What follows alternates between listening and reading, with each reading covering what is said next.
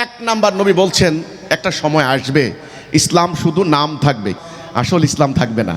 একজন লোক আমাদের এলাকায় একজন আছে রিক্সা চালায়, বুঝছেন তো, মানে আমারে বললো যে কি এই আমার ছোট ভাই ওরে বললো, অফিসে বললো কি এই এমপি রে ডাক।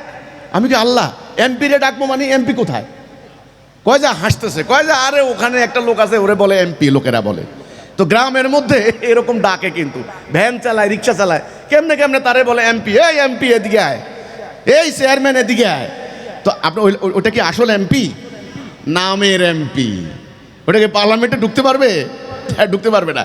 তো আমাদের অবস্থা সেইটা খুব খেয়াল করেন। রাসূল বলছেন ইসলাম শুধু নাম থাকবে, খেয়াল করেন। 2 নাম্বার, কোরআন শুধু অক্ষর থাকবে। রাসূল কিন্তু বলেন না যে কোরআন থাকবে না, কোরআন গায়েব হয়ে যাবে, কোথাও তোমরা কোরআন শরীফ খুঁজে পাইবে না। No no no no no no, রাসূল বলছেন কোরআন শুধু অক্ষর থাকবে। অক্ষর আছে না?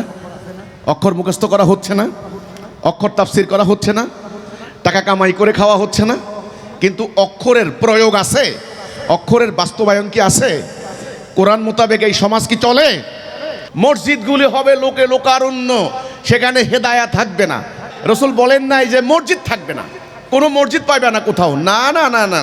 এত মসজিদ, আলিশান মসজিদ, এসি মসজিদ, টাইলসের মসজিদ, মসজিদ আছে কিন্তু বাট সেখানে কি নাই? হেদায়া নাই। ওরে বাপরে বাপ, হেদায়া মারাত্মক জিনিস ভাই। আপনি বলেন, আমি বলি আপনার হাত আছে, পা আছে, চোখ আছে, কান আছে, প্রাণ নাই, এ থাকা হইল?